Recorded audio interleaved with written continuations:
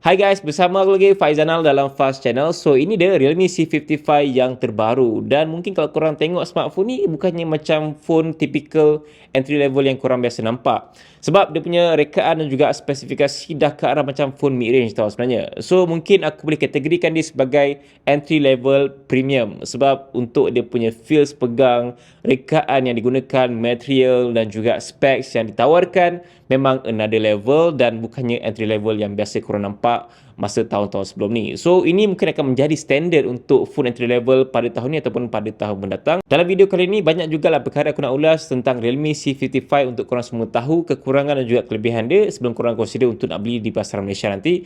Dan aku rasa paling impresif sekali lah pasal kamera dia kot. So, aku memang tak expect gila dia mampu hasilkan gambar yang cukup-cukup baik untuk phone kelas entry level. Apapun, korang nak kena tonton video sampai habis. Let's talk about it.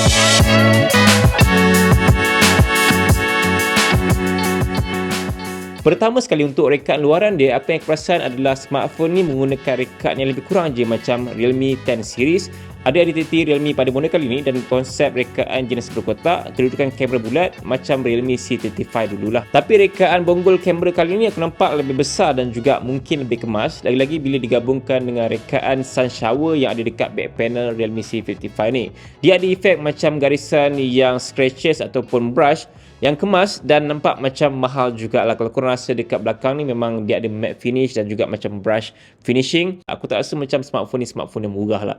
Dia ada touch yang premium untuk C55 terbaru ni. Dari segi keseluruhan rekaan dia, aku rasa Realme dah banyak improve daripada dulu. Sekarang nampak lebih matang, stylish dan juga sesuai untuk kebanyakan orang nak gunakan smartphone doang. Kalau korang semua perasan pada bahagian kanan body smartphone ni ada fingerprint scanner dekat power button dan biasanya entry level memang akan dapat lah fingerprint scanner dekat power button dan memang cukup pantas untuk korang nak unlock pada Realme C55 ni, memang tak ada isu lah kat bahagian tu. Manakala untuk bahagian skrin depan dia, Realme C55 menggunakan panel jenis IPS LCD yang bersaiz 6.72 inci Full HD Plus dengan refresh rate 90Hz yang aku rasa akan menjadi standard untuk phone entry level sekarang ni. Kalau nak tengok specs on paper, mungkin macam tak banyak upgrade sangat lah kalau nak bandingkan dengan model dulu sebab smartphone ni masih dengan panel jenis IPS LCD. Tapi dari segi luaran dia, Realme dah ubah sikit daripada yang dulu yang hanya gunakan teardrop notch. Sekarang ni, Realme gunakan rekaan punch hole display. Bagi aku, looks dekat Realme C55 ni memang totally different daripada Realme C35. Sekarang ni nampak lebih kemas, lebih relevan dan juga skrin dia pun lebih besar tau. So, memang korang akan rasalah kepuasan pada smartphone ni lagi-lagi untuk gunakan pada tujuan entertainment lah.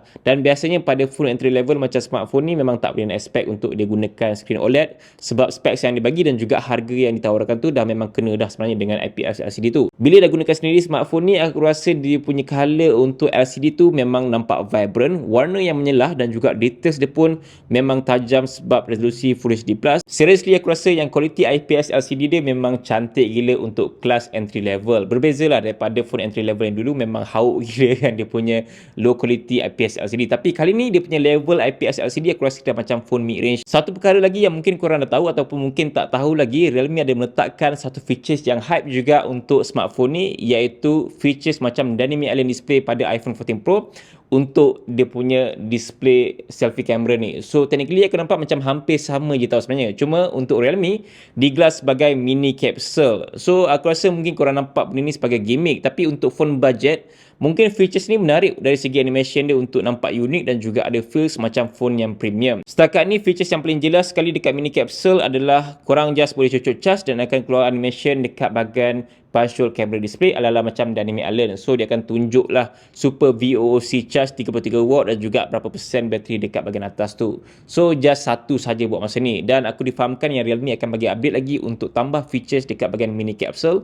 ala-ala macam Dynamic Island Display dekat iPhone 14 Pro. So itu something yang aku rasa agak menarik lah untuk smartphone budget ni, walaupun nampak gimmick tapi dalam masa yang sama ada keunikan yang berbeza sikit lah daripada smartphone Android entry level yang lain. Perkara lain lagi yang korang perlu tahu adalah smartphone ni just gunakan mono speaker saja dan bagi aku memang standard lah untuk entry level, tapi mono speaker dia memang not bad untuk harga yang ditawarkan. Sound audio dia memang jelas, tak rasa flat sangat dan juga mono speaker dia boleh boost hingga 200% volume. Memang kuat gila kot. Cuma mungkin disebabkan oleh dia ada satu speaker je kat bahagian bawah, so kadang-kadang rasa tak seimbang sangat bila gunakan secara landscape. Lagi-lagi bila tengah main game kan, so memang jari ni asyik akan tertutup lah dekat bahagian speaker bawah ni. Tapi benda tu mungkin boleh diselesaikan dengan penggunaan TWS ataupun korang just cocok saja earphone ataupun headphone dekat bahagian audio jack bawah ni. So smartphone ni masih kekalkan audio jack 35mm lah. Seterusnya, upgrade yang terbesar sekali untuk Realme C55 ni adalah pada bahagian prestasi dia. So kali ni Realme menggunakan chip MediaTek Helio G88 dengan 8GB RAM dan juga ada storan 256GB yang cukup besar. Yes, memang obviously ada upgrade kalau nak bandingkan dengan Realme C35 dulu yang just gunakan chip Unisoc je kan. Kalau tengok entry level dulu kira macam teruk jugalah prestasi dia, tapi kali ni untuk Realme C55 dengan chip MediaTek Helio G88 memang should be no problem untuk korang nak main game pada smartphone ni. Kalau nak kata chip ni powerful sangat pun tidak juga, tapi memandangkan MediaTek Helio G88 ni memang dicipta untuk main game pada phone entry level, so rasa puas jugalah. Even game yang berkait dengan FPS macam PUBG Mobile dan juga MOBA pun masih steady lah untuk dia handle. Cuma dia just ada limitation dari segi grafik je. Korang tak boleh nak boost setting grafik yang tinggi sangat. Untuk dapatkan kepuasan tu memang kena guna low setting je pada C55 ni. In fact, kalau nak boost lagi RAM, Realme pun ada bagi option untuk tambah visual sehingga maksimum 8GB RAM yang menjadikan keseluruhan mencecah 16GB of RAM. So memang besar gila RAM yang korang akan dapat pada phone entry level sekarang ni.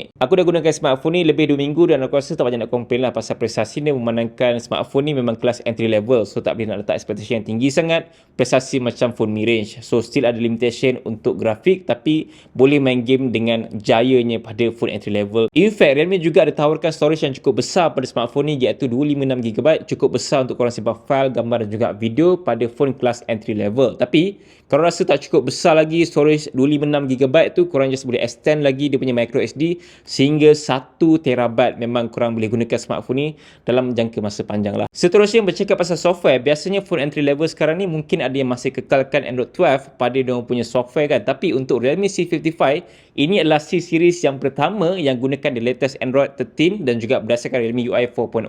Out of the box memang korang dah dapat dah software ni. Sepanjang aku gunakan smartphone ni, aku rasa yang Realme UI ni memang smooth like bateri dan tak ada isu lagging dekat software dia, dan pengalaman untuk custom UI pun memang banyak. Cuma kalau nak komplain, mungkin dari segi dia punya bloatware terlalu banyak lah. First setup banyak gila aplikasi yang tak gunakan tapi ada. So benda tu korang boleh custom dan juga remove lah kalau korang tak nak gunakan nanti. Lain-lain perkara tu aku rasa tak banyak nak komplain lah pasal Realme UI 4.0 yang terbaru ni. So banyak juga improvement yang Realme dah buat. Cuma mungkin kalau korang yang kurang selesa dan juga baru gunakan Realme, korang nak kena adapt lah dengan pembaruan yang Realme letakkan pada smartphone ni punya UI. Seterusnya, untuk ketahanan bateri pada smartphone ni memang cukup besar, iaitu 5000mAh dan juga ada fast charging super VOC 33W. Yes, memang cukup pantas untuk sebuah phone entry level dan mungkin ini akan menjadi standard untuk phone entry level pada tahun ni lah. Sebab aku nampak banyak dah smartphone yang gunakan fast charging untuk mid range, tapi ini entry level. Mungkin ini adalah antara yang terawal jugalah kalau nak bandingkan dengan entry level yang lain yang ada masih gunakan 15W, 10W, 18W pun ada. Tapi yang ni 33W guys. So memang another level punya entry level lah. Untuk pengalaman penggunaan pada smartphone ni, dari segi ketahanan bateri dia memang tak ada masalah yang besar. Untuk bateri sebesar 5000mAh tahan sehari tu memang tak ada hal langsung. Tapi kalau bateri habis sekalipun, korang just gunakan saja dia punya super VOC 33W yang diorang bagi sekali dalam kotak jualan tu, dan boleh charge dari 0 to 50% lebih kurang dalam 29 minit saja. Kira mantap jugalah fast charging yang Realme bagi ni. Memang C55 ada fast charging yang bagus untuk segmen dia. So mungkin korang akan jumpa pada phone mid-range saja kan, tapi kali ni korang dah boleh jumpa fast charging 33W pada phone entry level dah. Perkara yang terakhir sekali adalah tentang kamera, dan memang aku tak expect langsung dia punya kamera cukup padu untuk segmen entry level. So dari segi spesifikasi, Realme C55 menggunakan dual kamera saja, iaitu 64 main kamera dan juga 2MP depth camera, dan menggunakan 8MP untuk selfie kamera dia. Aku dah cuba ambil gambar dalam pelbagai situasi dan aku memang boleh puji setup kamera 64MP Realme C55 ni. Dia mampu untuk berikan details yang cukup tajam,